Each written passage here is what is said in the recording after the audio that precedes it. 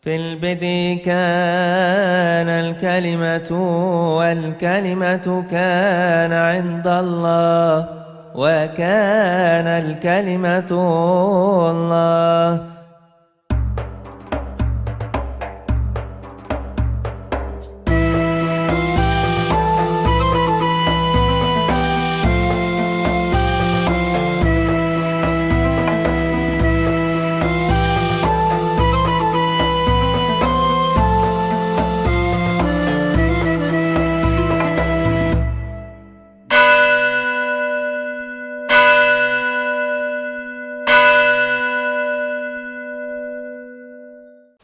Shalom Aleichem, salam sejahtera bagi saudara sekalian. Akhir-akhir ini saya banyak mendapatkan pertanyaan dari para penonton Bambang Nursena Channel.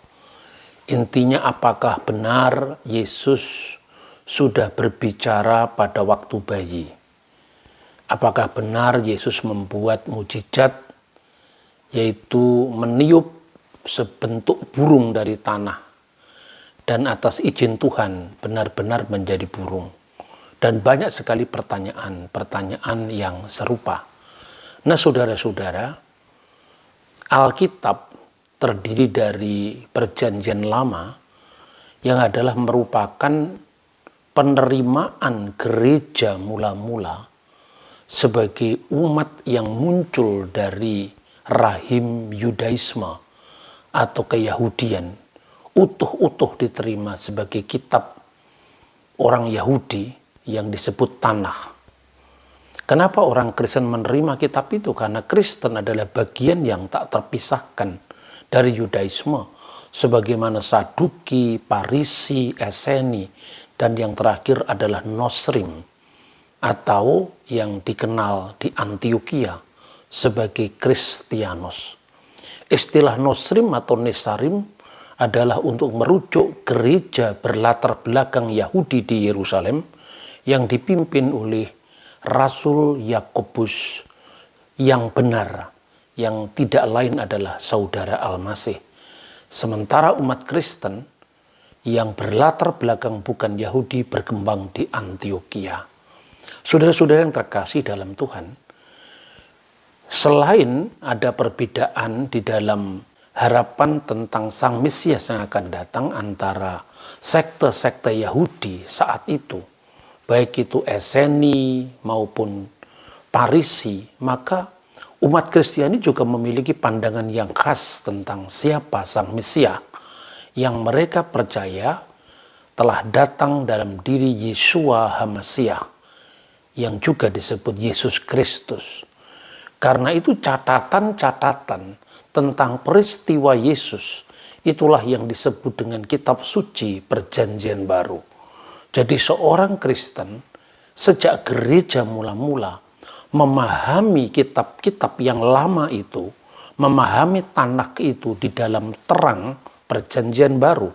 Artinya dalam terang kedatangan Yeshua HaMasiah sebagai juru selamat umat manusia dalam keyakinan dan perspektif Kristiani.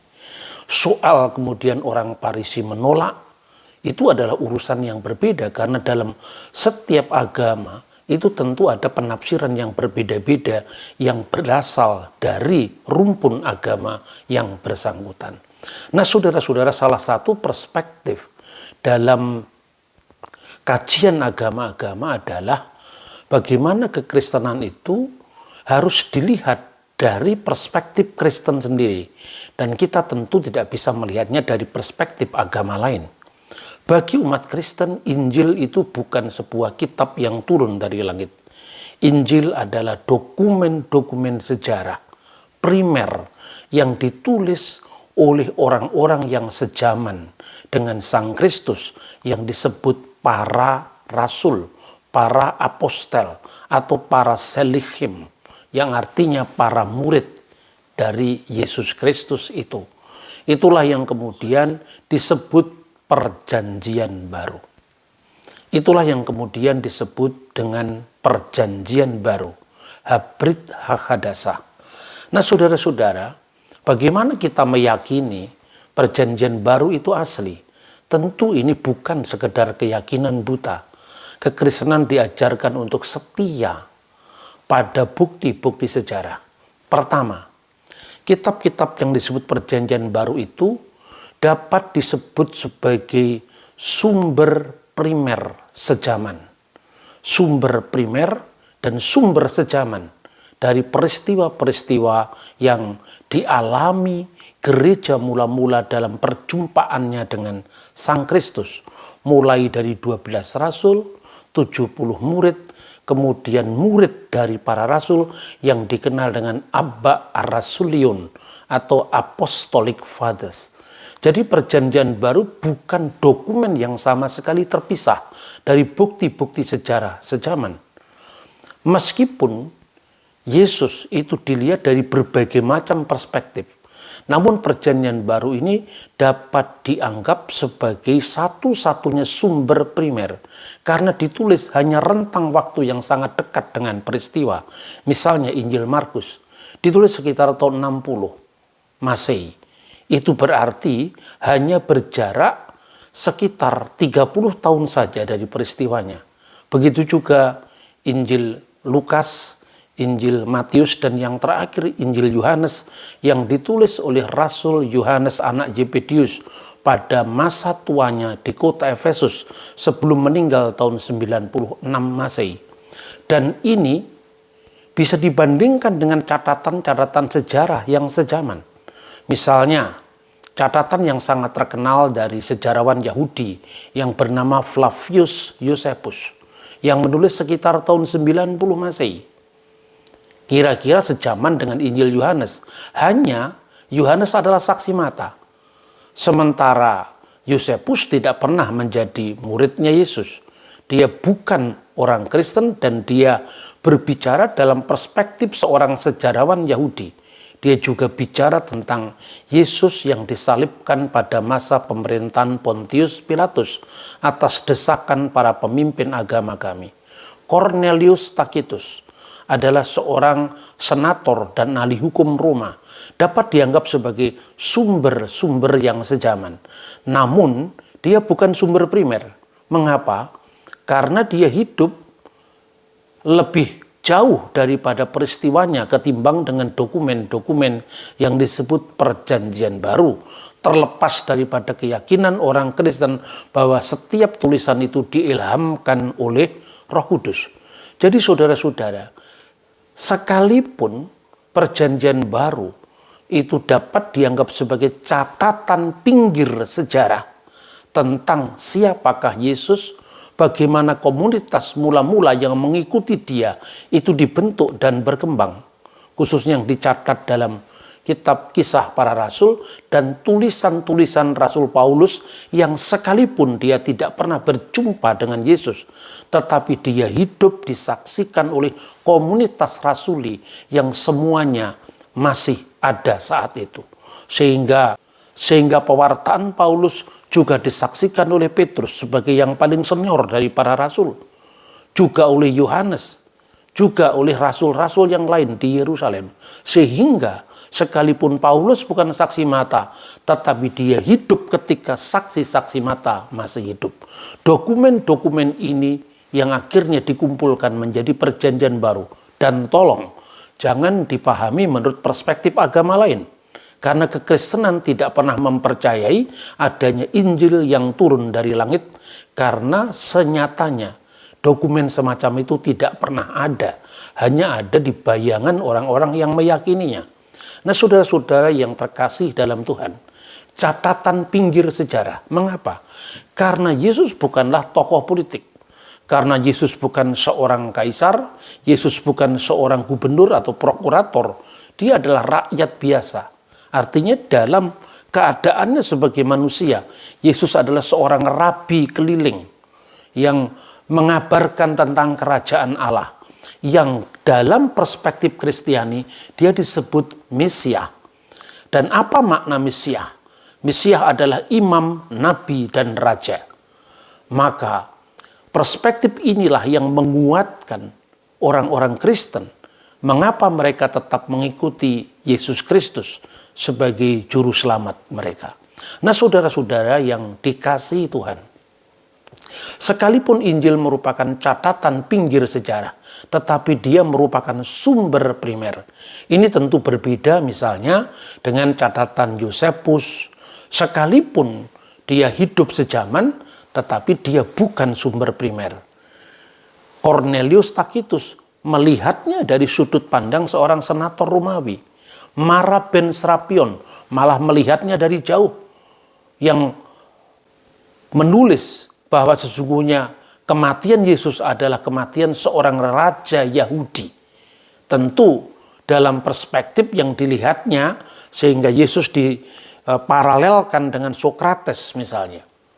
Begitu juga catatan-catatan yang lain. Catatan Yahudi misalnya, sumber yang dikenal Talmud, secara khusus traktat yang disebut Sanhedrin, yang berbicara tentang Yesus yang digantung menjelang Paskah. Juga merupakan catatan yang muncul dari polemik Yahudi dengan Kristen, yang kira-kira dikompilasikan beberapa abad setelah peristiwa. Misalnya traktat yang disebut Toledot Yesu, silsilah Yesus Kristus.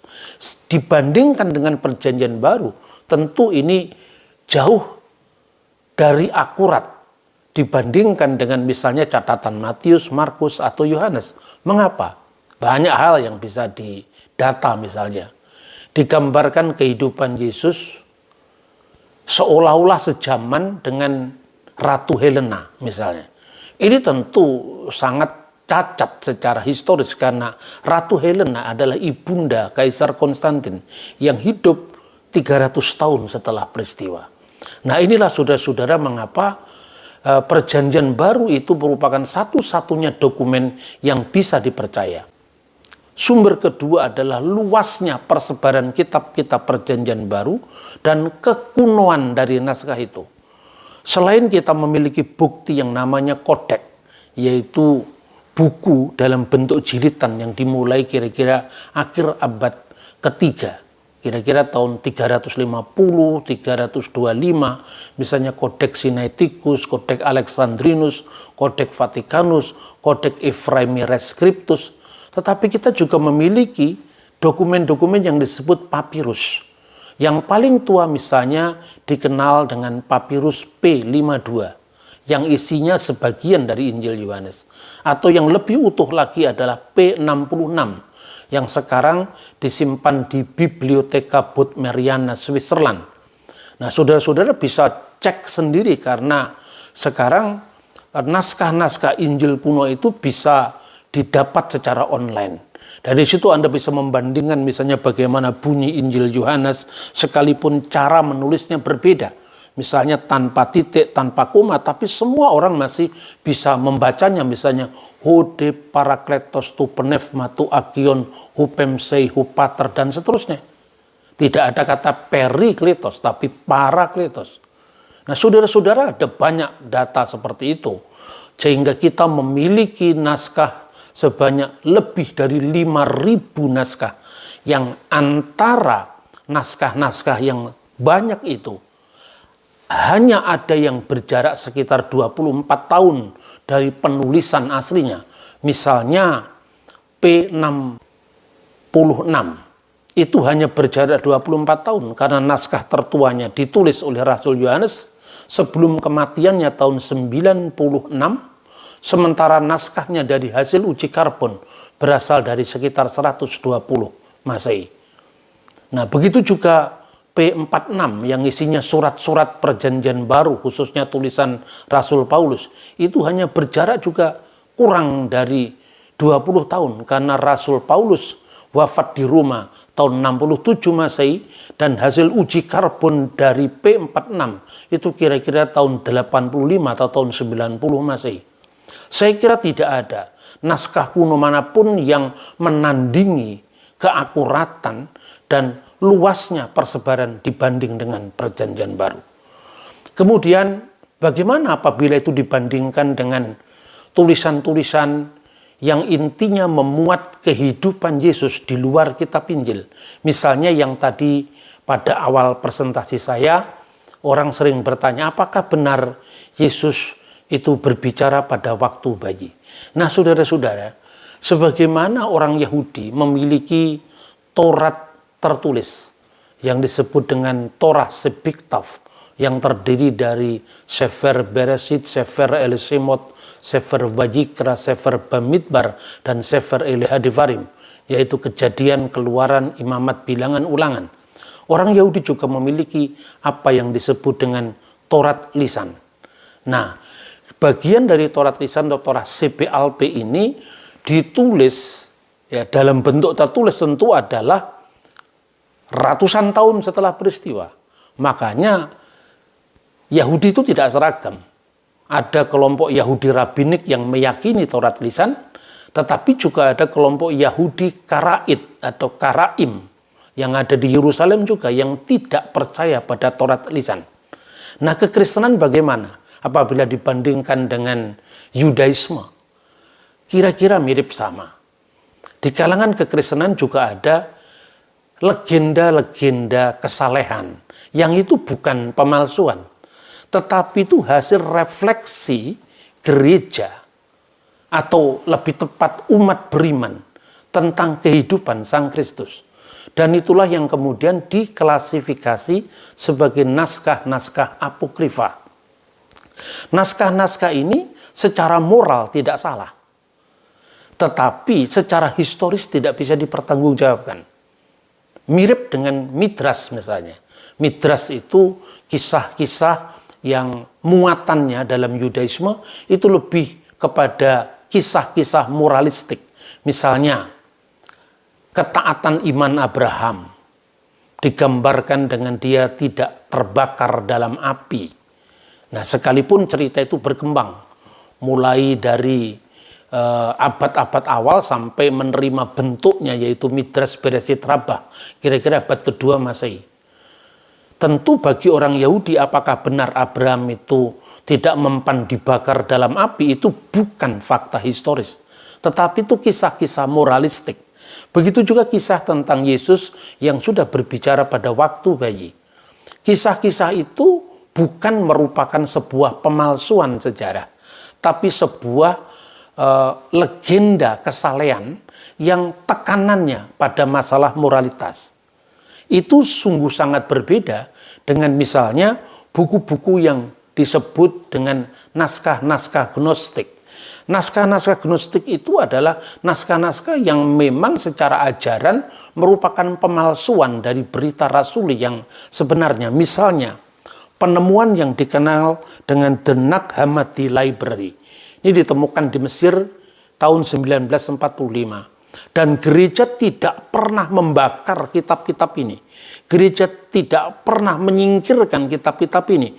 Tapi kitab-kitab ini dikoleksi, dipelajari, diperbandingkan dengan sumber-sumber yang benar. Misalnya sumber-sumber perjanjian baru. Makanya saudara bisa melihat misalnya ini naskah-naskah Nag Hammadi yang diterbitkan oleh gereja ortodok Koptik di Kairo.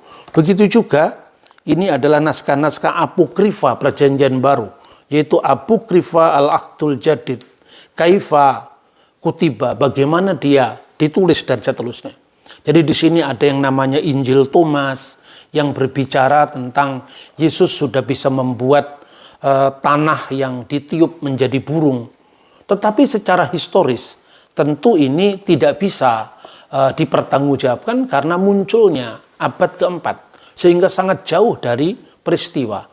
Kemudian tentang Yesus bicara pada waktu bayi. Saudara-saudara juga bisa membaca teksnya itu, misalnya Evangelium Infantia Liber Apocryphus De Infantia Servatoris. Ini dalam bahasa Latin yang kemudian diedit oleh Hendrikus Sick yang diterbitkan pada tahun 1697.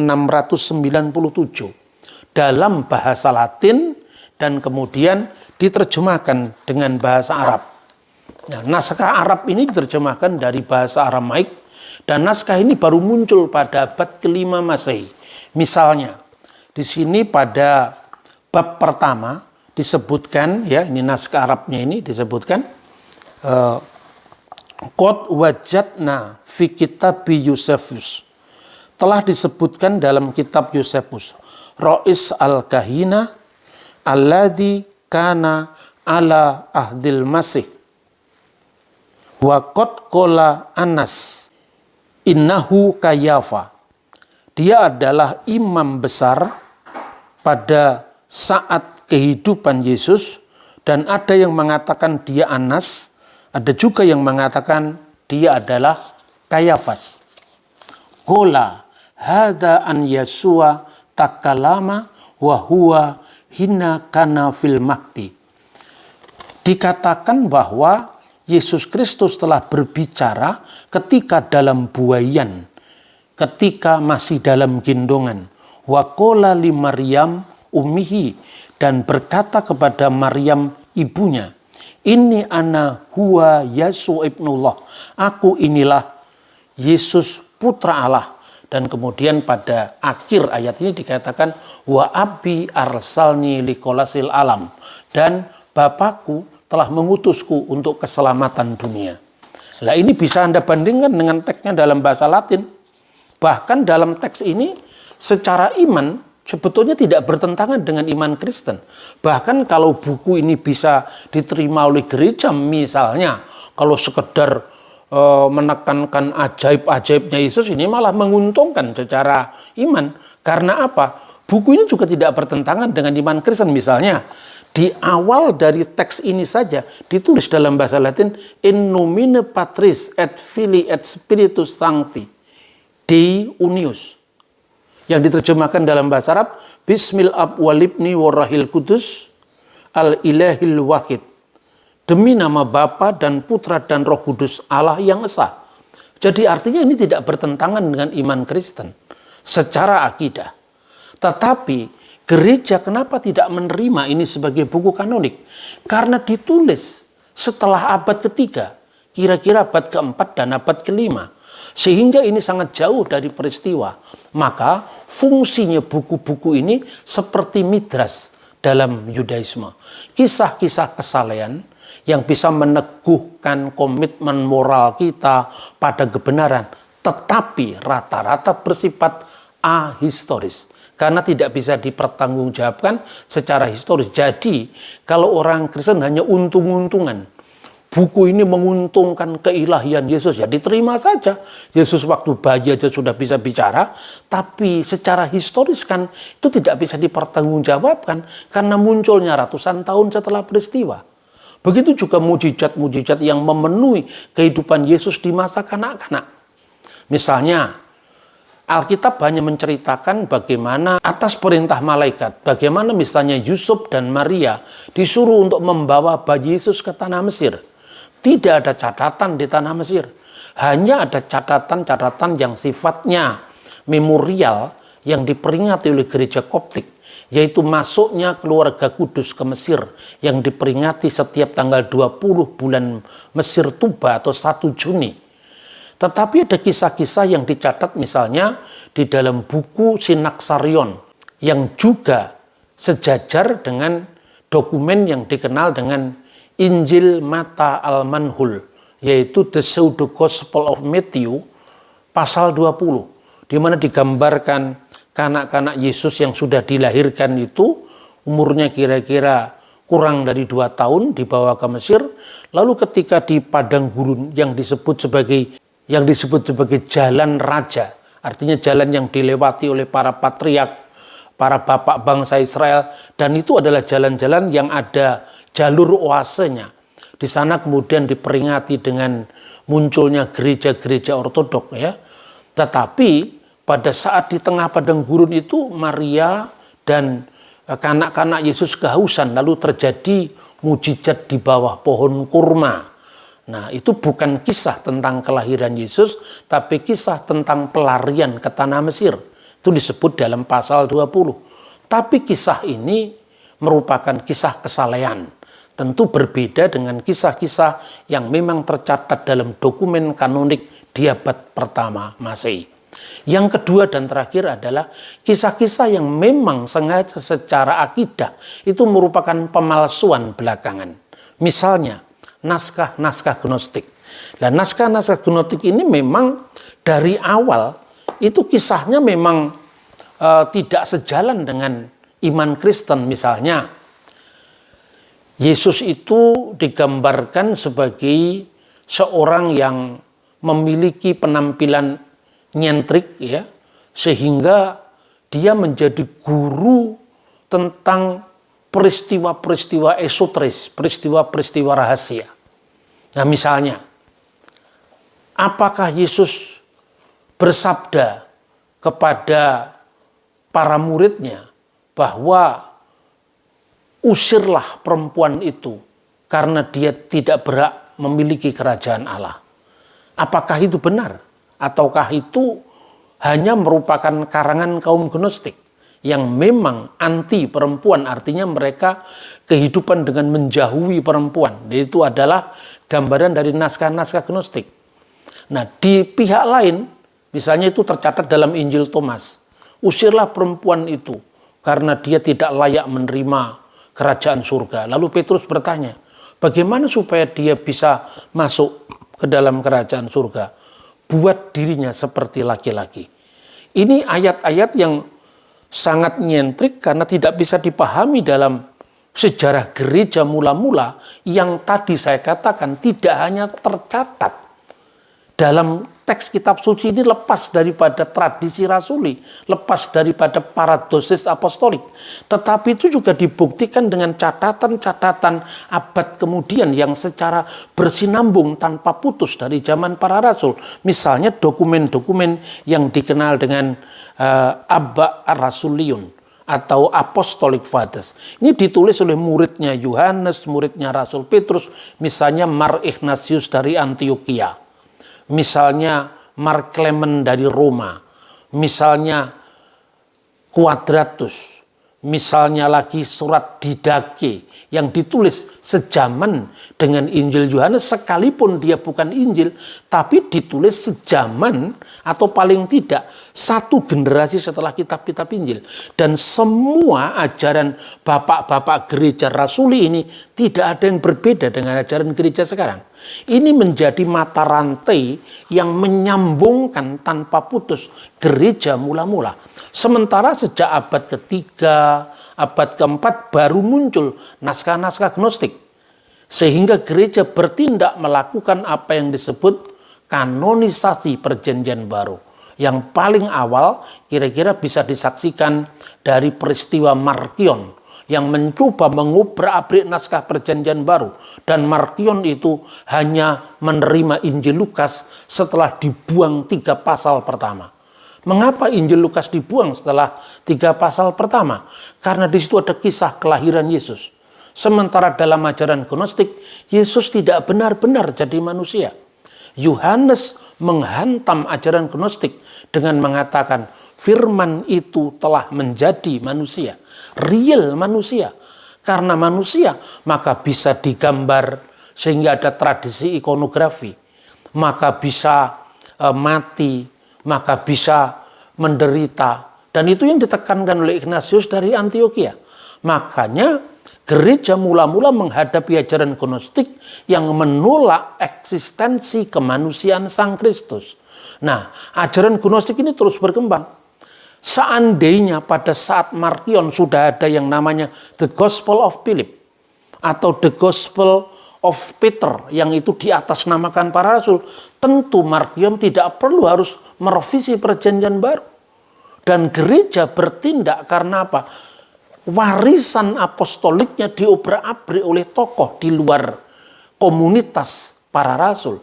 Dan itulah yang menyebabkan muncul yang namanya kanon muratori, yang nantinya diteguhkan kembali pada saat terjadinya konsili di Kartago. Sekali lagi pertanyaannya, seandainya saat itu sudah ada The Gospel of Philip, The Gospel of Mary Magdalene, kitab Injil Maria Magdalena, kitab Injil Filipus, kenapa dia harus merevisi perjanjian baru? Dan ini yang seringkali orang di luar Kristen tidak paham kekristenan, tapi kadang-kadang lagaknya lebih tahu daripada mereka yang langsung belajar tentang kekristenan dari sumber asalnya. Saya berikan contoh. Dalam Injil Filipus, ini tertulis dalam bahasa Koptik. Lalu ada terjemahannya dalam bahasa Inggris. Itu pun setelah zaman Rasul Markus. Bahasa Mesir kuno itu kemudian huruf-hurufnya digantikan dengan huruf-huruf Yunani, ditambah 7 karakter yang tidak ada di dalam bahasa Yunani. Sehingga nama-nama dewa itu dihilangkan, lalu diganti dengan theos, diganti dengan kata Yunani yang dianggapnya lebih injili ketimbang harus memakai bahasa lokal Mesir. Sehingga teks-teks Yunani berpadu dengan irama Koptik. Agios, Otheos, Agios, Iskiros, dan seterusnya. Itu gambaran bagaimana gereja melakukan inkulturasi tanpa tercabut dari akar rasulinya. Sehingga gereja Koptik menggunakan bahasa ini itu jauh setelah zaman Yesus. Maka tidak mungkin secara historis bisa diterima buku apokrifa The Gospel of Philip ini. Dan yang paling penting lagi, misalnya para rasul itu protes kepada Yesus. Ini gambaran dari buku The Gospel of Philip. Mengapa engkau lebih dekat pada Maria Magdalena ketimbang dengan kami? Lalu digambarkan, Yesus sering mengecup bibir Maria Magdalena. Nah, ini lalu dipahami seolah-olah Yesus itu adalah suaminya Maria Magdalena. Lah ini orang yang membaca teks tanpa lihat konteks, tanpa lihat nilai sejarahnya. Karena ini adalah buku yang muncul dari kaum Gnostik. Kaum Gnostik itu tidak mengenal perempuan, tidak mengenal perkawinan. Maka setiap kata-kata misalnya ciuman itu adalah ciuman mistik. Bukan ciuman erotis, bukan ciuman birahi, bukan ciuman dalam perkawinan seperti gereja Kristen pada umumnya. Nah, dengan demikian saudara-saudara, saya harus mengatakan bahwa kisah tentang Yesus bicara waktu bayi itu ada di dalam buku yang disebut Injil Tufuliah, yaitu Injil masa kanak-kanak Yesus yang muncul kira-kira 400 tahun setelah peristiwanya. Dan semua buku-buku ini, baik itu legenda-legenda kesalehan maupun pemalsuan seperti ajaran Gnostik, tidak pernah dibakar oleh gereja, tidak pernah dimusnahkan oleh gereja, tapi dipelihara oleh gereja. Artinya apa? Untuk studi heresiologi, yaitu ilmu tentang heretik, tentang bidat-bidat. Tetapi juga kisah-kisah kesalehan itu juga berfungsi sebagai cara gereja mula-mula, atau lebih tepat umat awam mula-mula untuk memahami peristiwa Yesus, tetapi di luar refleksi sejarah, refleksi teologis yang terlepas dari sejarah. Karena itu saya sering mengatakan, sesaleh apapun kisah-kisah itu merupakan sebuah perspektif yang secara sah bisa diterima, namun secara historis patut dipertanyakan. Jadi sejajar dengan kisah Abraham, kisah tentang Salomo yang mengerti kearifan bahasa binatang dalam Targum misalnya, tetapi itu tentu orang Yahudi maupun orang Kristen tidak memahami sebagai peristiwa sejarah. Dan itu berbeda dengan dokumen perjanjian baru itu sendiri. Sejarah yang penuh bukti adalah mitra bagi iman yang penuh bakti. Kiranya refleksi ini bisa menjawab beberapa pertanyaan teman-teman yang sering memang tidak langsung saya tanggapi, tetapi sekarang ini ada kesempatan untuk saya menanggapinya. Semoga membantu. Tuhan memberkati kita. Salam alaikum B'Shem Hamasiah.